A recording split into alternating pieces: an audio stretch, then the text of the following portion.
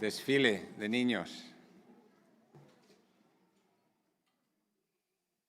Qué recuerdos para los abuelos también, ¿verdad?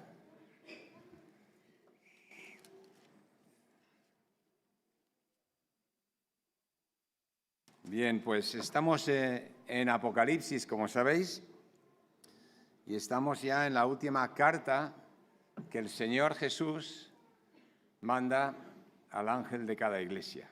Y estamos en la última iglesia. Y al final de cada carta se repite la misma frase, casi al final de cada carta, pero en cada carta se dice: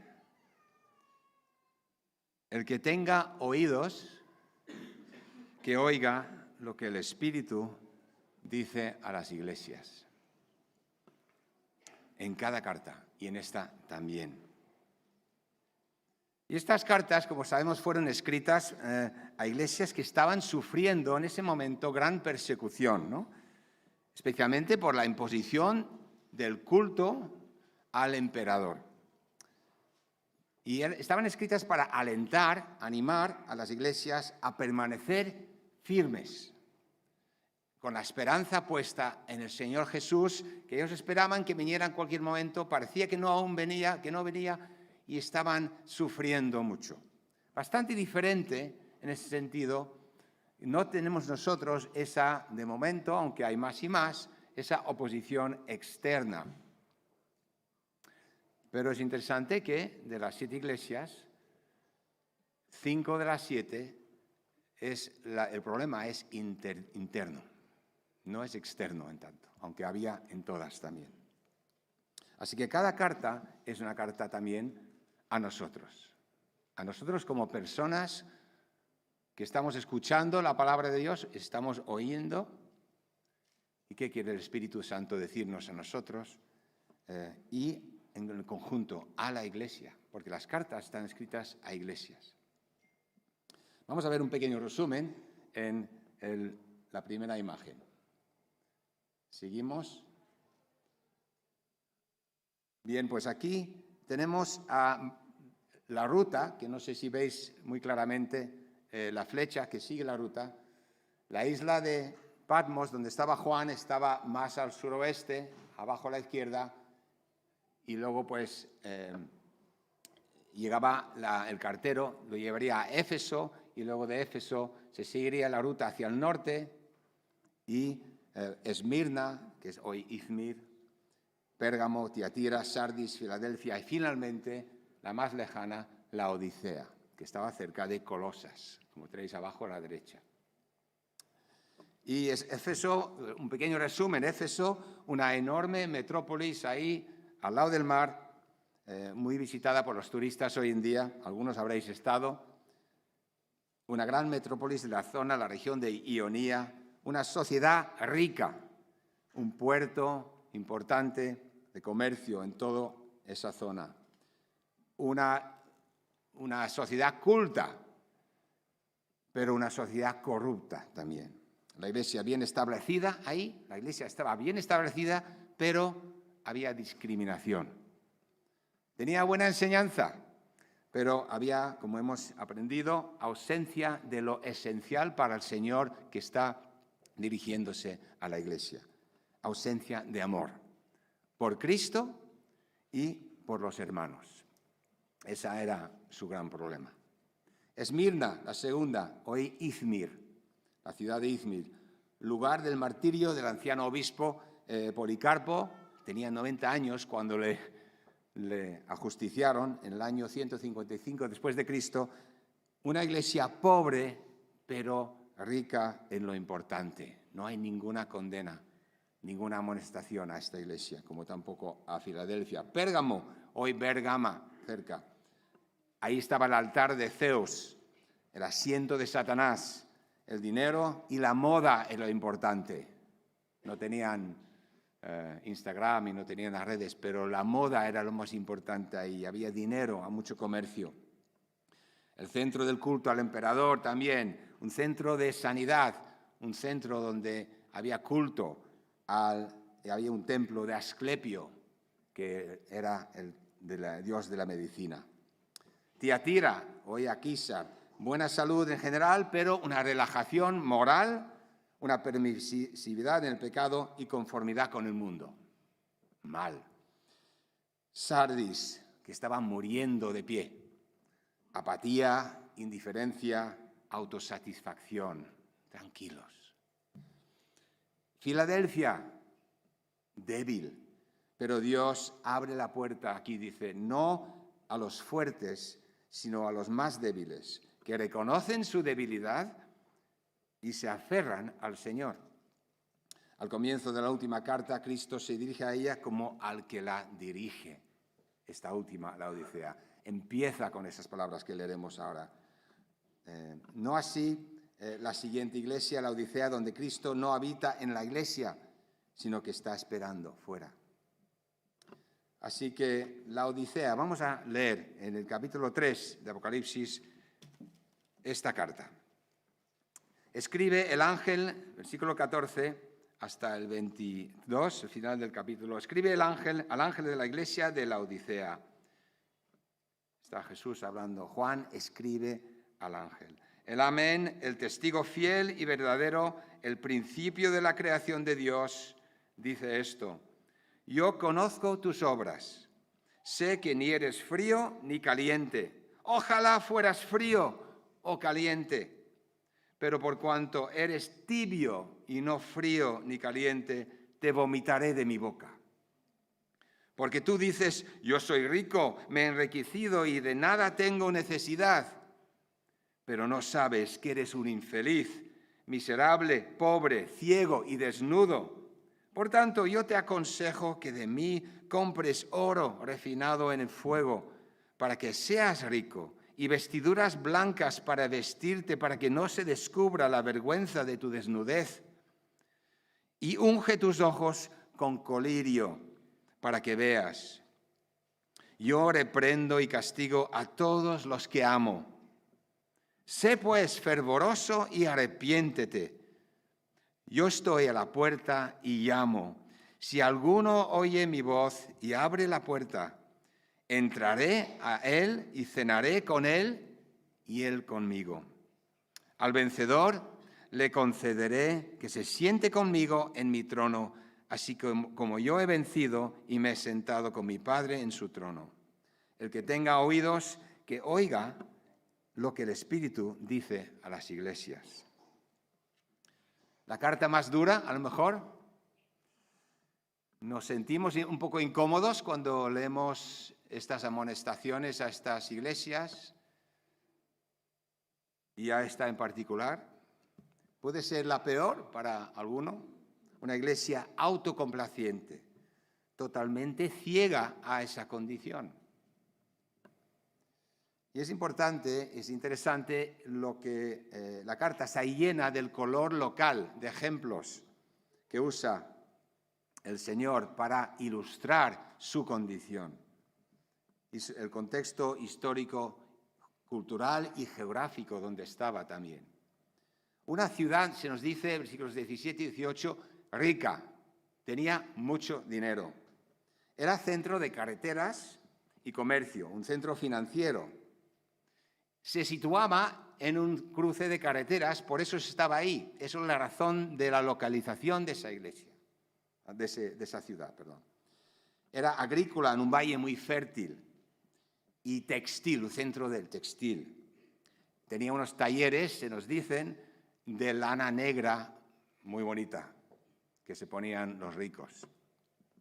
Se cuenta que tan rica y autosuficiente que cuando tuvo un terremoto, en el año 60 después de Cristo, posiblemente cerca de cuando se escribió esta carta, un poco antes, renunció a la ayuda imperial para reconstruir con sus propios medios.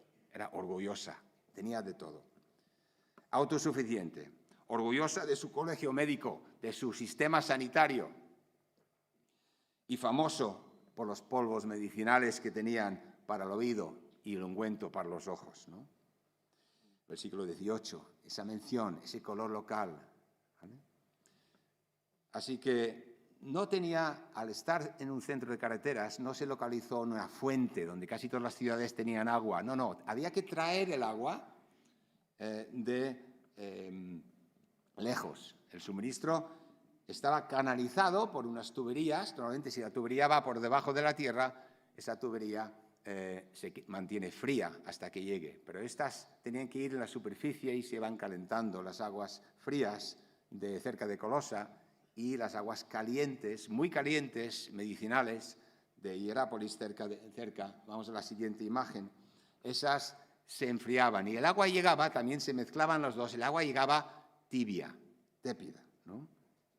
Así que esas tuberías las vemos hoy, ahí están en la superficie, llenas de cal, porque todo ese agua de Hierápolis, donde hay esas increíbles sitios de los turistas van y se bañan en esas lagunas llenas de sal, llenas de cal, ahí están esas tuberías hoy en día, que son vivo ejemplo de lo que estaba pasando. Una iglesia que dependía del agua de fuera, que se creía autosuficiente, pero aún físicamente no era esa sociedad, no era autosuficiente. Y se bloquearon las tuberías. La siguiente diapositiva, seguimos ahí. Ahí está Pamukkale, centro turístico hoy. Seguramente habéis visto fotos de este sitio tan bonito, muy cerca. Y de ahí se traía el agua caliente, pero llegaba tépida. Y el agua fresca de los montes cerca de Colosa llegaba, ya se calentaban esas tuberías. Un agua que era desagradable al beber. El agua caliente se podía tomar, medicinal. El agua fría refrescaba, pero tépida provocaba y se usaba para producir un vómito cuando había un problema del estómago, ¿no? Y aquí ellos dependían de ellos mismos. El yo era lo importante. Y tenían sus dioses, como este dios Asclepio de la medicina también. La salud era lo importante, ¿no? ¿Qué es lo que dice la gente hoy en día? Lo importante es la salud, es lo que más importa, ¿no? ¿O no? ¿O no? Así que la salud hasta que mueras, porque luego ya poca salud hay ahí, ¿no? Así que aguas calientes y termales, ¿vale? Una agua entonces desagradable para beber provocaba esos vómitos. Y con el tiempo las tuberías, como he dicho, se quedan cerradas. La ciudad fue abandonada. Tanta gloria que tenía la ciudad ya no existe. A pesar de toda su riqueza, de su agua tépida, no podía curar como el agua caliente de Hierápolis tampoco, ni tenía el agua fresca de Colosa. Solo era útil para producir vómitos. Y a Jesús dice que le provoca vómitos. Inservible, no vale para nada todo lo que era esa iglesia. Y usando el ejemplo local, ¿no? Pablo se refiere, el apóstol Pablo, a esa iglesia en Colosenses, unas décadas antes. Casi veía que esto iba a pasar, porque habla de la verdadera riqueza en Colosenses 2, 1-3 y el capítulo 4. Veía el futuro del problema de ser ricos y depender de uno mismo y no depender de Dios. Y es interesante cómo empieza esta carta. La introducción del autor a cada carta es una introducción un poco distinta. Y en esta iglesia el comienzo es contundente. Yo soy, dice, el amén, el testigo fiel y verdadero. El principio de la creación de Dios, dice esto. Y él se presenta como el amén. El original de la palabra amén viene de cuidar, de construir, como se cuidan a los niños pequeños para que crezcan, para que se afirmen en su crecimiento, afirmar algo establecido, algo seguro, algo positivo. Toda verdad significa aquí el significado. Y recordamos las palabras de Jesús, yo soy la verdad. Empieza con una palabra contundente. El amén es el que escribe. Jesús afirma aquí a una iglesia autosuficiente que Él es el que tiene toda autoridad y dominio, no ellos. Toda la palabra, Él es la perfección, Él es el amén. Y luego dice el principio de la creación de Dios, que quiere decir el soberano de la creación de Dios. El primero y el último que se repite en Apocalipsis. Dios mismo es explícitamente divino, como en Isaías 44:6, primero y el último. Jesús es la fuente de la creación, el iniciador de todo, como nos dice en Colosenses 1, no su objeto, como los testigos de Jehová han cogido este versículo y han dicho, no, ves que Cristo fue creado, porque dice aquí, no, la palabra principio se refiere a iniciador de todo. Este texto afirma la deidad de Dios ante esta iglesia que le dejaba fuera. Porque la iglesia aquí dice, yo soy el Señor, pero ellos la habían excluido. Ya no era Señor de la iglesia. Pensaba que tenía todo, pero necesitaba lo que Él podía dar, oro refinado en el fuego, verdadera riqueza, no las riquezas que ellos producían, no dinero, vestiduras blancas para cubrir su desnudez, no veían que estaban desnudos, no la lana negra en la cual ellos se enorgullecían de esas ovejas de lana negra que había en esa zona, y el ungüento para curar, para ver, más efectivo que sus banqueros, sastres y médicos. El Señor podía proveer eso. Y como ciudadanos que rechazan un viajero que les visita, era un sitio militar esa zona. Y muchas veces venían las tropas ahí y buscaban una casa, llamaban a la puerta y querían entrar y tenían derecho de entrar. Pues la gente cerraba la puerta. No sé si eso también es una alusión. Pero a los ciudadanos que rechazan a un viajero que les visita ofreciéndoles algo precioso, una comida, estar en hogar, sus miembros habían cerrado sus puertas y habían dejado a su único y verdadero proveedor fuera. Así que esto es una carta incómoda. No sé cómo te sientes tú, me siento yo cuando leo esto. Es una carta de reprensión, de condena. ¿Y nos gusta? Pues la palabra de Dios pone las cosas muy claras. El Señor no acepta el pecado, es algo odioso para Él. Mantenerse en el pecado es algo que rompe todo. Y un escritor, comentarista, me gusta lo que dice, la atmósfera terapéutica de nuestra sociedad moderna, nuestro cristianismo occidental, hace que no queramos hablar de un Dios que nos habla con dureza.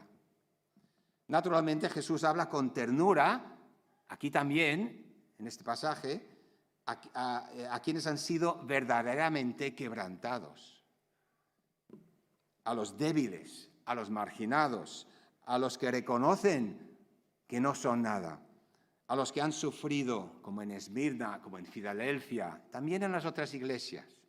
Pero aquí el mensaje es claramente a la Odisea. Pero también es una palabra de ánimo, porque viene de un corazón quebrantado, el Señor mismo cuando ve esa iglesia.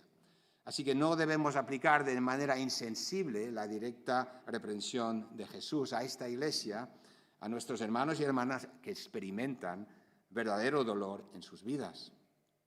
Pero las palabras de Jesús, dice este comentarista, sacuden como un trueno a aquellas iglesias que están envanecidas y seguros de sus dotes y patrimonios, y que como la sociedad e iglesia laodiceas sienten poca necesidad de buscar ayuda fuera de sí mismas. Personas, iglesia. Esto pasa en nuestro mundo occidental. Pero son unas palabras, si lo vemos a Jesús en este pasaje, de exquisita ternura y belleza también, mostrando el corazón del Señor Jesús, su corazón quebrantado, ¿no? Yo reprendo y disciplino a todos los que amo, como un buen padre, una buena madre debe hacer. 3:19, ¿no? El versículo 19. Yo reprendo y disciplino a todos los que amo. La iglesia es referida en la Biblia, ¿no?, como la esposa de Cristo, a la que ama incondicionalmente, y tenemos imágenes y recuerdo de eso tanto en el Antiguo Testamento como Cantares, como en el Nuevo Testamento. Y en el libro de Oseas tenemos esa magnífica, ese libro que nos habla de Dios y cómo Él da todo, y a pesar del pecado, a pesar del divorcio de su pueblo contra Él. Murió por ella, a pesar del rechazo. Y es un buen modelo para el matrimonio también, ¿verdad? Esta imagen, y lo usa Pablo en el Nuevo Testamento. Así que Jesús reprueba aquí y llama a los cristianos impenitentes. Nos está hablando de los que se han quebrantado delante de Él, que le reconocen como Señor y Salvador en su vida, toda su vida, y no están en una fachada de vida. Una iglesia entonces autocomplaciente, totalmente ciega a su condición. Ellos necesitaban ese ungüento espiritual. Tan lejos estaban que lo que debería ser que Jesús está fuera de la puerta. Siguiente imagen. Tenemos esa pintura que está en el college pequeño de Keble College en Oxford. Esto ya son la foto de las tuberías. La siguiente imagen que tenemos es la pintura que todos recordaréis, la luz del mundo. Un Cristo resucitado, con esa cara de ternura, con esa paciencia, con las manos ensangrentadas, pero llamando a la puerta. Es interesante como el pintor no hay un pomo en esa puerta de fuera, no se puede abrir desde fuera como tal. Es su interpretación, ¿no? Solo se puede abrir desde dentro, pero está llamando a la puerta, ¿no? Se ha usado mucho esta imagen y en predicaciones a nivel de abrir tu vida al Señor Jesús en la evangelización. Eso es verdad. Y aquí también. Recordemos que eso es una llamada también a una iglesia, que la iglesia misma tenía la puerta cerrada a Jesús. Jesús estaba fuera de la iglesia, como si estuviera ahí en la calle Pasaje Paquitín, o cualquier otra iglesia, cualquier otra calle fuera de una iglesia, ¿no? Está llamando a la puerta de aquellos que profesan o en su día profesaron ser cristianos, pero que viven con Jesús poca cosa en su vida, ¿no? Y cuando hay una mayoría de personas en una iglesia que viven una religiosidad, que el Señor no está presente en toda su vida, no es el Señor de la vida, Salvador, pero Señor de toda tu vida, si hay una mayoría, entonces es cuando el Señor de la iglesia está fuera de la puerta, en ese sentido, ¿no? Y esta iglesia estaba así. Jesús aquí no fuerza la entrada, llama y se nos dice que espera al que oye su voz. Él habla, él llama, esa voz que decía Iván, ese silbido suave, esa llamada al corazón. No fuerza. Entra y quiere entrar para tener comunión, para una vida abundante y una vida eterna, una vida que luego la puerta para el que ha entrado también tiene la puerta para estar compartiendo ese trono, algo futuro, con el Señor que nos pondrá a trabajar. Así que yo, como mi iglesia, puedo tener mucha actividad cristiana, puedo hacer muchas cosas, ¿no? Pero ¿y mi comunión íntima con el Señor Jesús? Y mi convivencia las 24 horas del día, los 7 días a la semana. El Señor Jesús está presente al lado de mí, donde yo trabajo, está ahí, soy consciente de que Él está conmigo. Está conmigo cuando estoy en la clase, en el colegio, en la universidad. Está. Y soy consciente de ello. ¿O es que Jesús es parte de algo solamente los fines de semana? Algo para apagar mi conciencia, por eso practico una religiosidad. ¿Has crecido tú, como yo, en un ambiente religioso, evangélico? Hay que hacer lo que hay que hacer. Viene un momento de entender la palabra, entender que soy pecador, me convierto, me bautizo, tengo un discipulado, entro a formar parte de la iglesia en un ministerio. Pero eso puede ser, el peligro es que sea una religiosidad, incluso un amuleto, algo de superstición. Decimos que para mucha gente la religión es superstición, pero a lo mejor nos puede afectar a nosotros también, ¿no? Que por hacer algo pensamos que estaremos mejor, pensamos que estaremos aceptos ante Dios. Dios no tolera el pecado y aquí esta condena es fuerte. Y yo me identifico con esta carta. A través de mi vida Yo soy un niño de iglesia que corría debajo de las sillas cuando tenía 1 año. Y intentaban cogerme, como los nenes que hay atrás a veces escapan de sus madres y padres, ¿no? Y yo me he dado cuenta de que Jesús para mí era, a veces, yo me he dado cuenta con los años, era parte del paquete. Realmente en mucho de mi vida estaba fuera, estaba lejos, solo a veces dentro los fines de semana. Incluso yo, cuando era joven y estaba ahí en la iglesia y tal, en Oxford, pues estaba criticando a la iglesia dentro de mí. Digo, es que no hacen nada. Hasta que empecé a conocer lo que esa viejecita hacía subiendo el monte sola para visitar a 2 y 3 ancianitas. Hasta que empecé a ver el amor, hasta que empecé a humillarme delante de Dios y entender que yo era el que era orgulloso, ¿no? Es muy fácil cuando eres joven de querer ver cosas que no ves, pero es que es tu corazón, ¿no? Pero yo no lo estaba viviendo cada día, entonces buscando la presencia del Señor Jesús en mi vida diaria me cuesta hoy, no sé si te cuesta a ti, pero es importante esa disciplina de empezar el día con el Señor, tener ese tiempo de oración, porque implica renuncia al ego, al yo. Así que bueno, os propongo un autodiagnóstico. ¿Qué os parece? Una medida de nuestro nivel de autosuficiencia. Mi tiempo de oración personal con el Señor, no con mi esposa, que es importante también, o con mi marido, o con mis hijos, mi familia. No, con el Señor. ¿Qué tiempo aparto para eso? Con la palabra y en oración, en el devocional. No como una rutina, sino como un alimento, como el desayuno, que si no lo tengo me falta. Qué importancia. Eso sería un autodiagnóstico, ¿no? Así que el martes, muchas veces los martes, y si lo perdéis, si podéis venir, pues es una bendición, porque el martes pasado se nos habló, Enrique, de las características que Jesús quiere para un discípulo. Y había uno de ellos que comentamos ahora. La vida cristiana es la relación personal, diaria con el Señor Jesús, hecho posible porque nos ha dado su Espíritu. Y para vivir cada día, cada hora, conscientes de que Él está a mi lado. Está aquí, en medio de nosotros ahora. Y eso nos hace temblar, ¿verdad?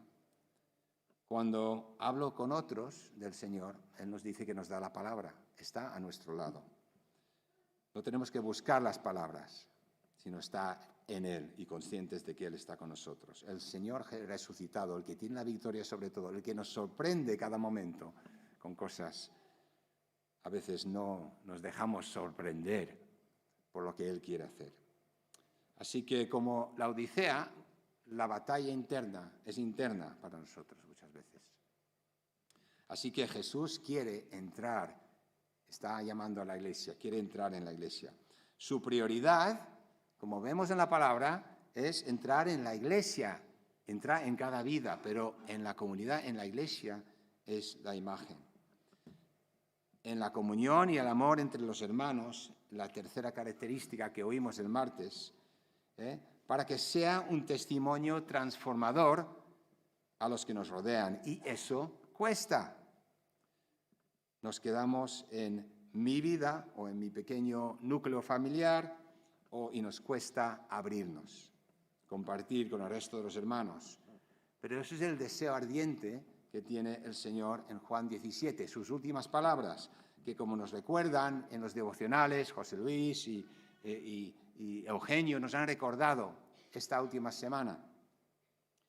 La comunión entre los hermanos es testimonio, es tan necesario. No lo olvidemos, no nos dejemos llevar por el individualismo de este mundo. Así que el amor entre nosotros práctico, verdadero, reflejando el amor en la Trinidad, reflejando el dar a los demás y como ha dicho nuestra hermana esta mañana en su oración, no pensar en mí mismo, sino pensar en ti, Señor, y pensar en otros.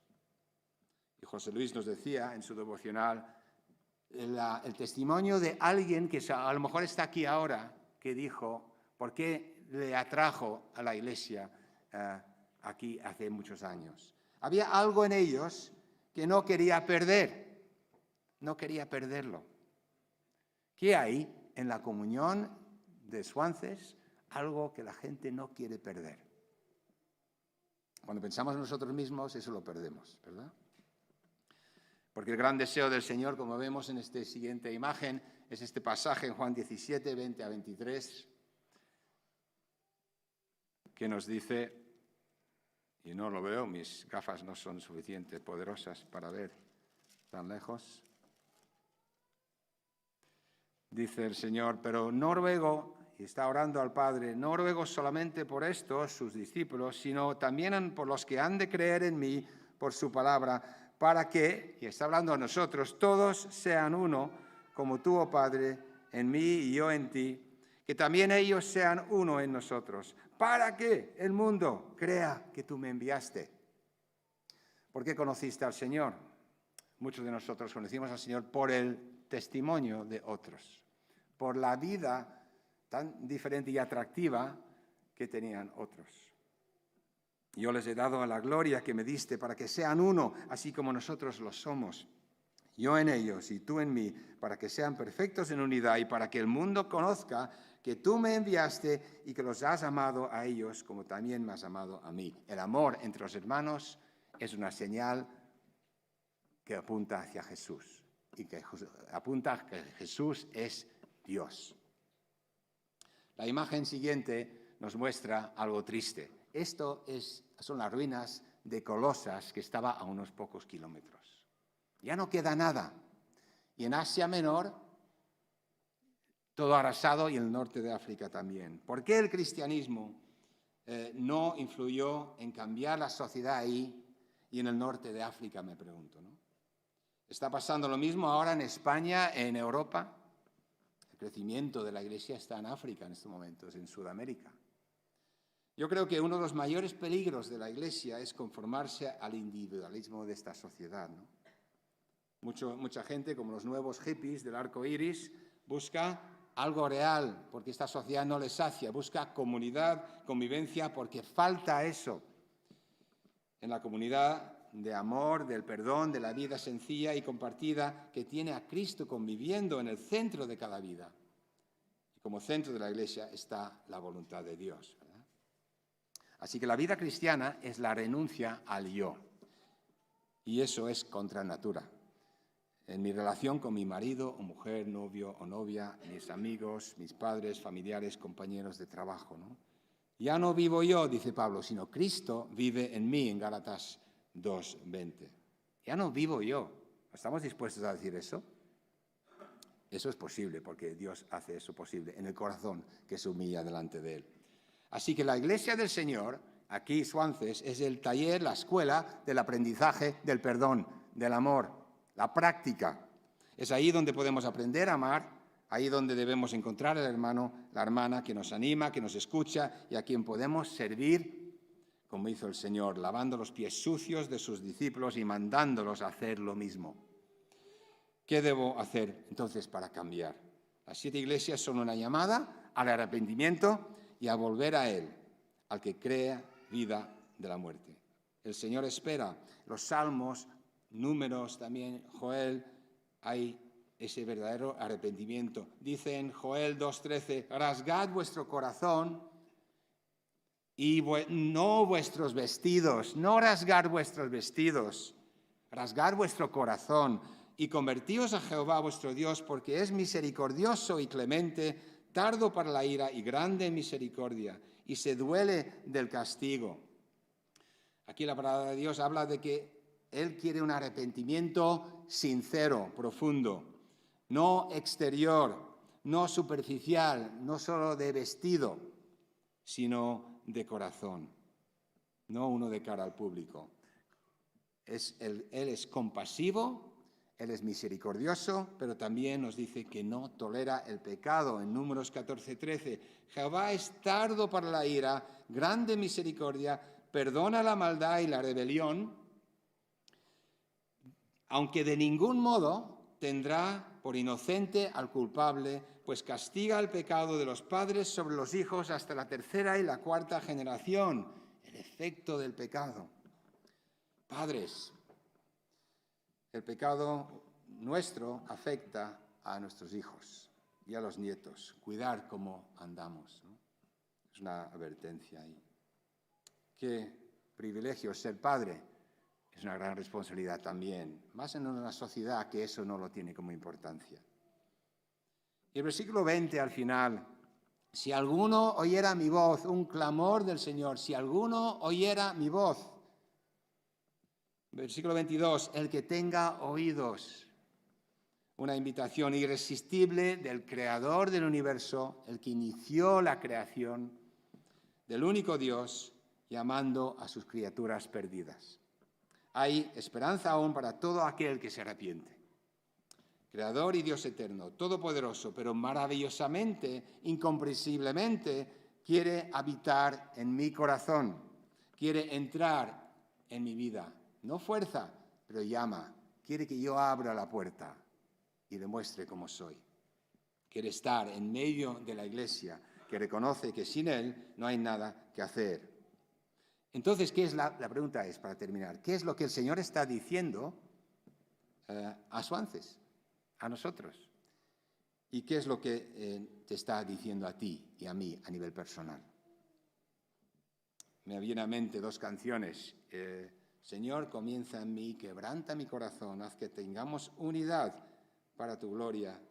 Pero también cuando escuches la voz del Señor que está llamando a tu corazón, no le resistas, ni quieras seguir como un rebelde, porque Él está en la puerta, cantamos, a que le abras tu corazón para entrar y morar junto a ti toda la vida. Así que la respuesta es, y decidlo conmigo si queréis, entra Jesús, toma mi ser, toda mi vida es para ti, entre tus brazos, quiero saber cuánto me amas, quiero recibirlo. Es una invitación para que el Señor cambie nuestra vida. Si le tenemos un poco lejos, abre la puerta, reconoce tu necesidad. Que no seamos como iglesia nunca, una iglesia que el Señor reprende, sino que como las dos iglesias, las dos pequeñas iglesias que eran débiles, Esmirna y Filadelfia, débiles, pues ahí es donde el Señor puede obrar con poder. Vamos a orar. Señor y Padre Celestial, gracias por tu palabra.